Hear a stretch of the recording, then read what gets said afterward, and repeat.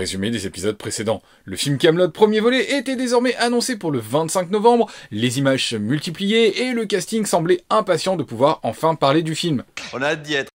Salut à tous, je suis Yurigon, nous sommes en novembre 2020 et nous repartons ensemble sur la route de Kaamelott le film.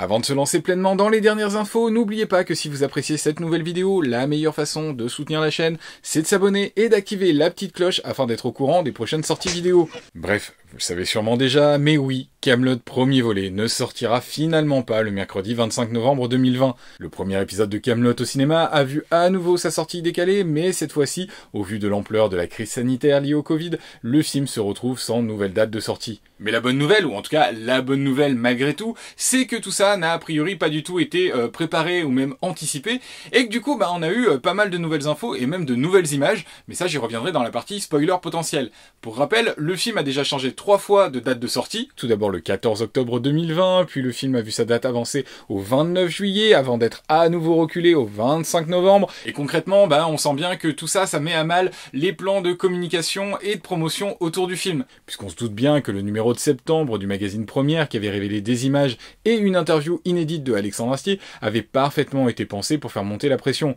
Et de ce côté-là, c'était une opération parfaitement réussie. Les stocks du magazine ont été vidés en quelques jours, forçant le distributeur à le réimprimer au plus vite pour pouvoir répondre à la demande. Genre de truc qui, d'ailleurs, en dehors des grands événements qui font l'actualité, n'arrive quasiment plus jamais dans les librairies d'aujourd'hui. Dans la foulée de ce succès, c'était fin septembre qu'était lancée la bande originale du film, vendue en plusieurs versions, dont une ultra limitée à 500 exemplaires dédicacée par Alexandre Astier. Et à nouveau, cette bande originale, à elle seule, elle a créé l'événement. Éditée et distribuée par le prestigieux label de musique classique Deutsche Grammophon, elle a été gratifiée d'une bande-annonce rien que pour elle, et Alexandre Astier s'est même retrouvé à être interviewé pour cette sortie. Encore une fois, le genre de truc qui n'arrive absolument plus jamais, et qui révèle l'attente gigantesque qui entoure le film. Puis petit saut dans le temps, mais gros bonus, c'est le mardi 10 novembre qu'est apparu sur un site allemand dédié au cinéma une série de photos inédites du film. Mais là aussi, au vu des derniers événements, on sent bien qu'il n'était pas forcément prévu que ces photos paraissent et qu'elles avaient certainement été pensées pour accompagner la sortie prochaine du film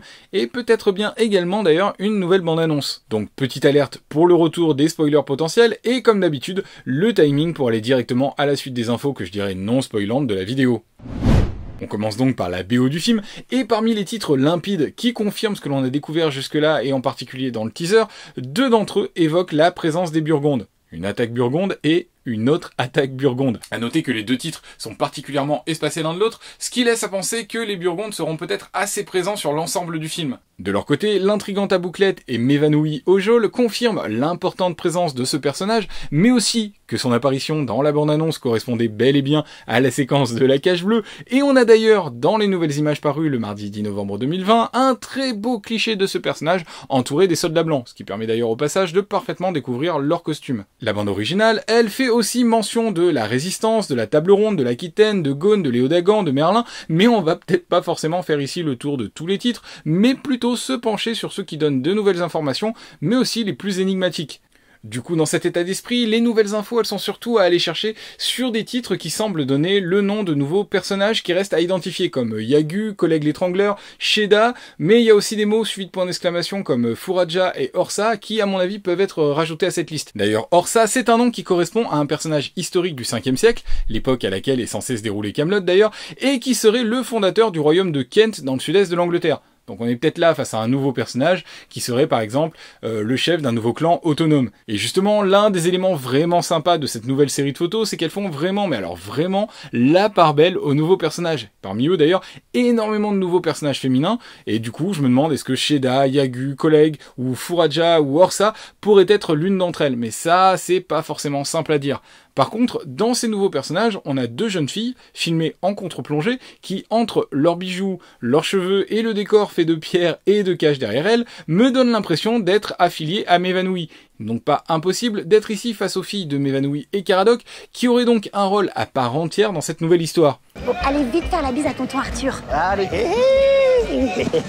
Ensuite, c'est à nouveau dans la BO que certains titres comme l'Augure de Franagan, Hydromancie ou Excalibur Noir, même s'ils peuvent évidemment très bien avoir plusieurs sens, me donnent l'impression que la partie mystique et fantasy de l'histoire sera bien présente, ce qui permettrait à Kaamelott premier volet de creuser le sillon de l'heroic fantasy un petit peu à l'image de ce que proposent les bandes dessinées tirées de la série. Et dans cette idée, on a pas mal d'images qui mettent en scène des personnages dans des décors soit mystiques, soit inquiétants, comme cette tablée par exemple qui montre le roi Lot, le père Blaise, le jurisconsulte et un dagonet étrangement revêche dans un décor rempli d'objets divers dont certains semblent être des mauvais Graal en fait. Puis enfin, comme Alexandre Astier l'avait annoncé il y a peu, le film s'achèvera sur une fin ouverte et dans cette idée, l'ultime titre de la BO, Prêt pour l'aventure, laisse clairement place à l'imagination et on peut très bien penser à l'arrivée d'un indice déterminant dans la recherche du Graal ou alors encore à l'annonce d'un nouvel ennemi. Et là aussi, dans un esprit retour du mystère et de l'aventure, on a deux photos prises près de l'eau qui reflètent pas mal cette idée, dont une montrant le roi Arthur dans un décor très différent